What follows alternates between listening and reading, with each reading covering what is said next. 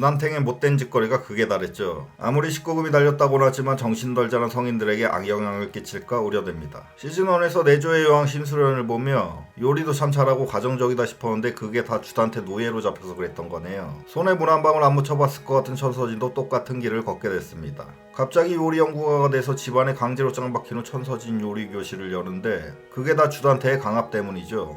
요리란 자고로 정성과 손맛인데 절대 맛있는 요리가 나올 수 없는 환경입니다. 다시 마나미와 PPL이 들어왔으면 좋겠네요. 주단태의 결혼 매뉴얼 보셨나요? 각방을 쓰는데 지가 잠자리를 원할 때는 언제든 응해야 된다고 합니다. 이건 제작자를 넘어서 SBS 국정자리까지 노리는 행태죠. 뿐만 아니라 채찍질에 감금까지. 맛있다고 이슬 빨아먹을 땐 언제고 단물 다 빠지니까 정말 심하게 막대하네요. 지하에 그렇게 남는 방이 많으면 에어비앤비 쉐어하우스로 돌려서 여행객들한테 이바지라도 하면 되는데 배민도 못 찾아오는 그런 깝깝한 곳에 천서진을 가둬버립니다. 천서진은 계속 악역일 것 같았는데 갑자기 동정심이 팍 들면서 참 안됐네요. 소주 마시며 하윤철한테 은별이를 부탁할 때 저도 눈시울이 시큰거렸죠. 천서진 때문에 슬플 수가 있다니 예상치도 못했던 일입니다. 그런 작가님의 의도를 보면서 시즌3의 방향성은 정해졌구나 싶었죠. 주단태를 때려잡는 미녀상 총사들의 이야기로 시즌3는 확정입니다. 자식을 잃은 새 여자, 그를 돕는 난점네들은 노건니와 주석훈 등이 있겠죠. 설마 마두이가 개가천선에서 여자들을 도울 거라고는 생각 안 합니다. 그나저나 주석훈은 겁나게 잘생겼네요. 진분홍 패대기 치면서 기억이 돌아오는 은별이를 박력있게 추궁하는데 왠지 본인도 그 장면 몇 번 더 돌려보지 않을까 하는 생각도 들었죠.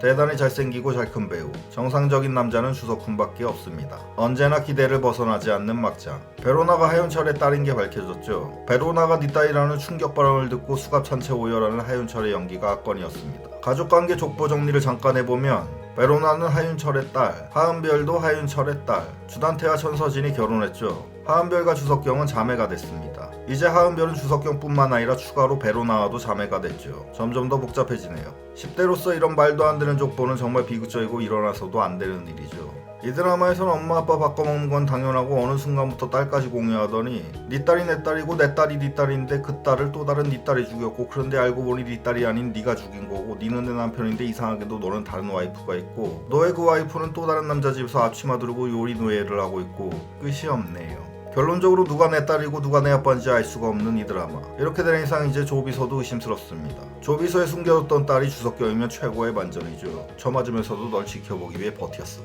그 덕을 얼마한 게 도대체 월급을 얼마나 받길래 그렇게 맞으면서도 계속 주단태 밑에 붙어있는 건지 알 수가 없네요. 항상 모든 가능성을 열어놓고 보고 있습니다. 베로나 살아난다. 하윤철 깜빵 간다. 지난 영상 썸네일만 봐도 제가 정확히 맞췄죠. 얻어 걸린 거라 별로 자부심은 없습니다. 어쨌든 모두 걱정했던 베로나가 살아나긴 했는데 딸 자식 키워놨더니 진짜 배은망덕하네요. 깨어나서 제일 먼저 한다는 짓이 엄마가 아니라 주석훈한테 영통 걸어서 생존하기는 시켜줍니다. 또 아무리 개연성은 타협하고 보는 드라마지만 정말 이해가 안 되는 게 있습니다. 오윤희는 얼마 전에 죽은 딸 묘 앞에서 극단적인 선택을 하려고 했었죠. 어떻게 죽은 딸 무덤까지 나왔는데 다시 살아서 돌아올 수가 있는 거죠? 그 땅 속에 묻혀있는 건 뭔가요? 김장김치 묻어놨을 리는 없겠죠. 장례 과정에서 당연히 딸 시신을 확인할 수밖에 없고 그랬으니 사망 신고하고 무덤까지 들어간 건데 도무지 이해가 되지를 않습니다. 매주 오냐 하면서 이제 외계인 내려올 때를 기다리고 있는 드라마니 어느 정도 이해는 하지만 그래도 가끔은 넘어갔다 싶을 때가 있죠. 베로나를 해친 진범은 주단태였음이 밝혀졌죠. 머리에 트로피 날개를 내리꽂는 장면은 정말 섬뜩했습니다.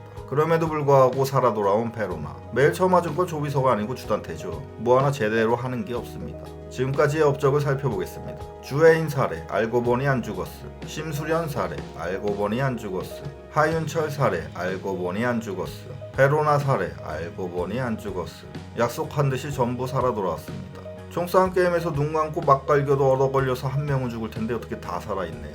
범죄 수법도 다양했습니다. 주애인 살해, 호흡기 제거. 심수련 살해, 복부에 칼침. 하윤철 살해, 강물의 익사. 베로나 살해, 머리에 트로피. 도구도 다양하고 방법도 다양한데 뭐 하나 성공한 게 없습니다. 국영수 안 되는데 서울대 가 있는 꼴. 똥손 중에 똥손이죠. 예상되는 프로파일러들의 분석입니다. 노력하지만 결실이 없으니 스스로도 보람 못 느낄 무성가형 사이코패스. 그런 주단태의 곁에서 나에게 위쳐 고분분투하고 있는 심수련. 9화에서 가장 충격적인 장면이었죠.